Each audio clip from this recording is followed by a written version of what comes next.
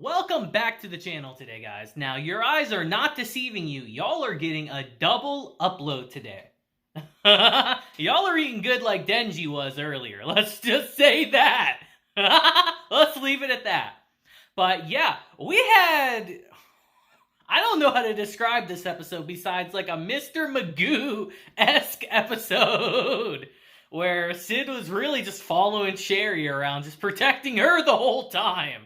It was kind of goofy, honestly, but pretty funny. So honestly, let's just get straight into it today and talk about the Eminence in Shadow, episode 7. Or 8, I should say. My mistake. And yeah, it's just a good episode, so let's just get straight into it today. So our episode begins immediately where our last one left off, with the fake Shadow Garden imposters breaking into the school, as Sid's just sitting there like, they went there. They seriously went there. This is what every young boy in the world dreams of. The glorious event that graces the first page of our adolescent fantasies. The dream of having your school attacked by terrorists. Yo, I don't know what kind of dreams y'all are having, but I can't say I ever had a dream like that. Sid is actually so excited by this turn of events that it's actually kind of hilarious. He's literally just sitting there like, what do I do? What's my move in this situation? He's like, if they follow the stock formula this beautifully, then they can't kill her. As he runs up and pushes Oriana out the way, saying the first person in a class to be killed by a terrorist is a role that always belongs to a background character. As he literally just lets himself get slashed to play the perfect character. This guy, man, he is committed to the act. As he gets slashed, he literally says, it's perfect. It's exactly how I wanted it to be. And as Oriana crouches down and clutches his head, this man really sits here and says, I'm dead now. And just pretends to be dead. As Oriana is like, of course, I understand now. My sweet Sid, you cared for me.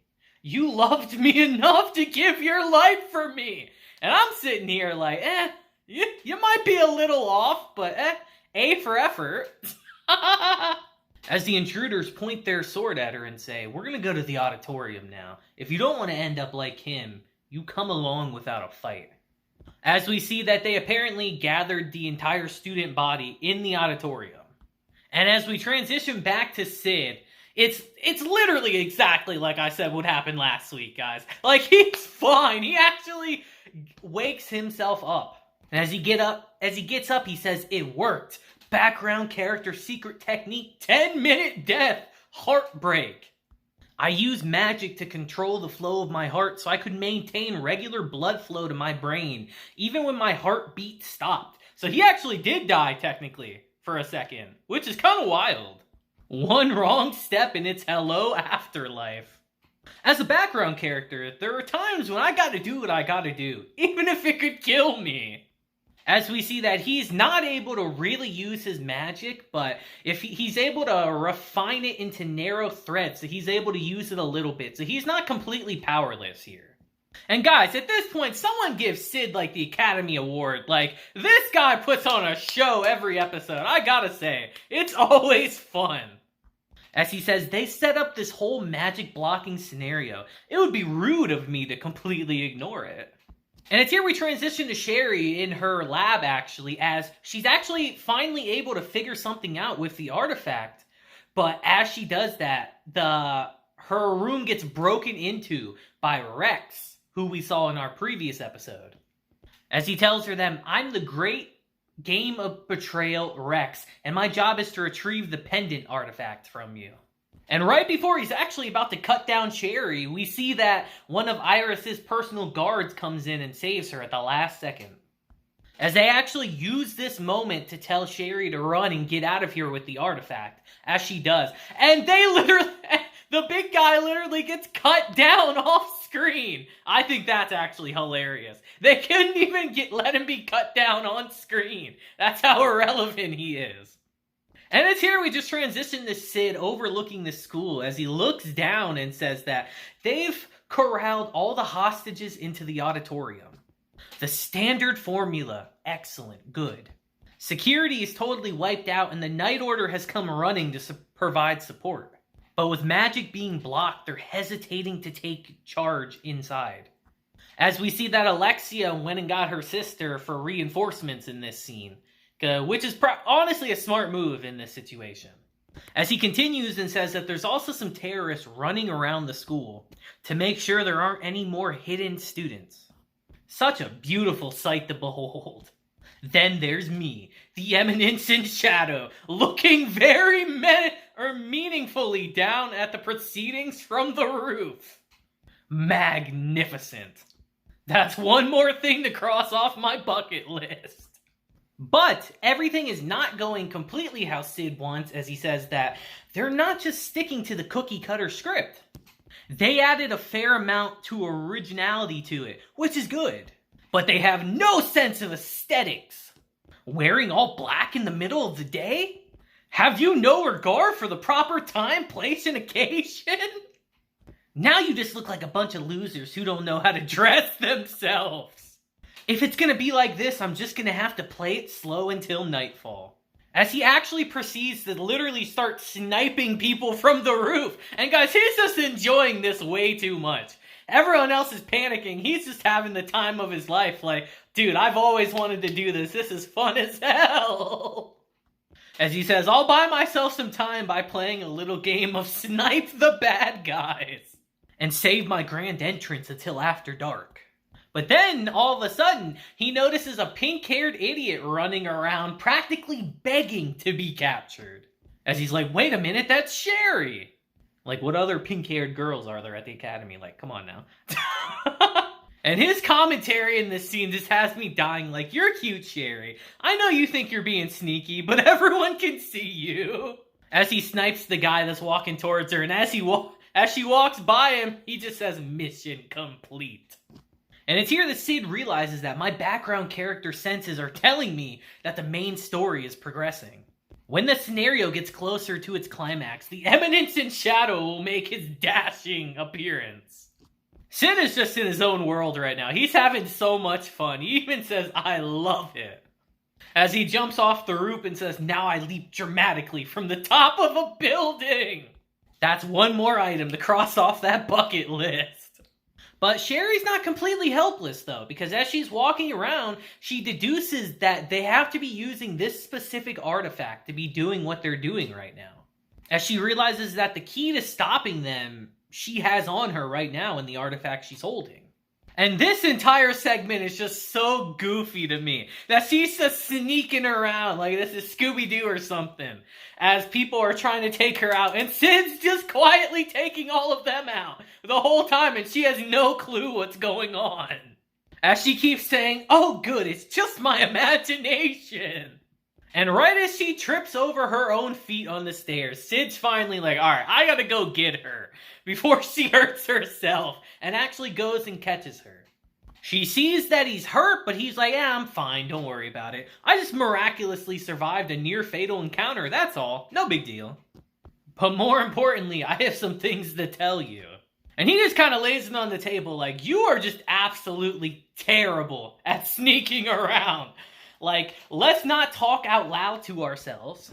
And let's stop trying to figure things out and walk at the same time. Also, maybe pay attention to where you're walking.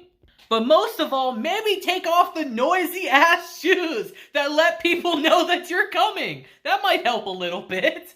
As they actually make their way to the assistant principal's office, which is a safe room for right now. As he says that, yeah, she really is the main character of this story arc, huh? But you can't get the good ending on this story path with just her. There's supposed to be a sidekick in these situations, but I don't see any sign of one. This scenario is terribly flawed. And it's here that Sherry finds what she's looking for. She opens a book and reads that this is an artifact called the Eye of Avarice. This is what's blocking our magic. The Eye of Avarice can absorb any magical energy from any dark knight or magical item within its range of efficiency and store it temporarily. As a result, it becomes difficult to shape any magical energy while in its vicinity. She continues and says that you can program it to remember magical frequencies that you don't want it to absorb, meaning that the intruders can use their energy, but no one else can use their magic. As Sid asked her that, so does it absorb any magic that hasn't been recorded in its memory? As she says that, I don't think it can absorb magical traces that are too small to detect. And of course, powerful spells that exceed the artifact's capacity would be too much for it. But there isn't a human alive who could use that kind of magic, and I really like how Sid just smiles and he says, right, sure there isn't. She says once the Eye of Avarice has absorbed all the magical energy it can, apparently it releases it all at once. As she says to Sid, you told me that all the students are being kept in the auditorium, right? If they want to absorb magic efficiently, they would put the Eye of Avarice in a place where there would be a large quantity of magic. So, like the auditorium, where they have most of the Academy's Dark Knights captive. And if the stored magical energy exceeds the Eye of Avarice's capacity, it would blow the school sky high. So basically, they kind of made a makeshift bomb with everyone's magic. As Sid asks her, so, is there any way we can fight it? As she says yes, and she takes out her artifact. She tells him that this artifact is the control unit for the Eye of Avarice. I've been deciphering it and I finally figured it out. Originally, the Eye of Avarice was meant to be used with this one as an artifact for long-term magical storage. It can effortlessly store and manipulate magical energy. As Sid deduces that with this, we're able to stop the energy from being released, and she says yes. She tells him that when I finish decoding this artifact, I'll head to the auditorium through the basement. If I can activate the artifact and get it close to the Eye of Avarice, that should stop the eye from functioning. As Sid is literally like, damn, this is a much more decent plan than I expected. The last part's a little weak, but it should give me a chance to wreak some havoc as Shadow. So whatevs, you know? Sid's just going with the flow, man. He could probably easily come in and stop this, but he's like, we'll go with Sherry's plan. Why not? Let's have some fun. But there's a problem, as she says that I left all my tools I'll need to fine-tune the artifact back in my study. Sid's like, I'll go get them. I gotta go take a massive shit anyway, and it's on the way, so why not? And it's here we transition to the intruders, as they say. Our school takeover is almost complete. The knights are buzzing around outside, but we've got nothing to worry about. The knight that's there, though, says, I don't care about any of that. Why haven't you retrieved the artifact yet? As he tells Rex that, do you have any idea how much your antics have interfered with our plans? One more slip up, and I will kill you. And as Rex is leaving to go get the artifact, he says, that reminds me, someone's taken out not only our thirds, but 2 of our seconds. There's a real master fighter hiding somewhere in this school. As the knight deduces that it's all but likely Shadow Garden, the real ones. As he says, finally, all my ambitions will be realized. I will be reinstated into the Knights of Rounds. And as Rex is going to get the artifact, we see that Sid just effortlessly takes out everyone, and as he turns around, he just face palms him and send him flying. Like, what a fun way to take someone out. I would do that if I could. As Rex says, are you using an artifact to boost your speed? In that case, face my net. As he says, do you know what I did? That's right, I cast the net. I don't care how fast you are. The second you get caught in my net, it will let you know. As we literally just see Sid standing behind him in the net. It's always funny as hell when the villain monologues here and the hero's just like, whatever, who gives a shit? As Sid just sends him flying again with another facepalm into the classroom. As he's like, no way, that's impossible. And this scene's actually a little savage, because as he goes in there, he just sees all the bodies of his dead team members lined up in the chairs, and it's kind of wild, actually. As Sid just looks down on him from the ceiling and takes him out. As we actually transition to New, overlooking Iris's knight that got cut down, as she says that it all ends too quickly when their magic is sealed up. As she actually sees Marco in the corner and ends up drawing like a knife. I would imagine to kill him. But before she can, she gets cut off by Sid, who shows up.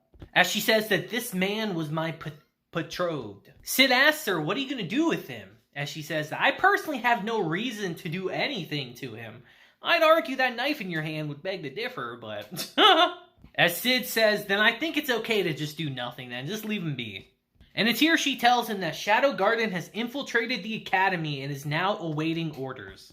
They're ready to act as soon as you give the word. As she says that currently Lady Gamma has taken general command. She predicts that the restrictions on magical powers will be lifted before too long. There have been no movements from the cult. Now that they've sealed their opponent's magic, they're making the most of their advantage to build their defenses. And this whole time, Sid isn't even really listening. He's in his own little world right now as he asks her, do you know where I can find those mithril tweezers? I just can't find them. And as he gathers up all the materials that Sherry needs, he says, thanks, you've been a big help. She asks him, like, can I ask you what you need all this random stuff for? As he tells her that, yeah, we're fine-tuning the artifact. And she's kind of shocked, like, you know how to do that? And he's like, yeah, our magic is being blocked by an artifact known as the Eye of Avarice. And we're in the final stages of fine-tuning the artifact that can neutralize it. And as he leaves, he says, I think we'll have it finished by the time the sun goes down.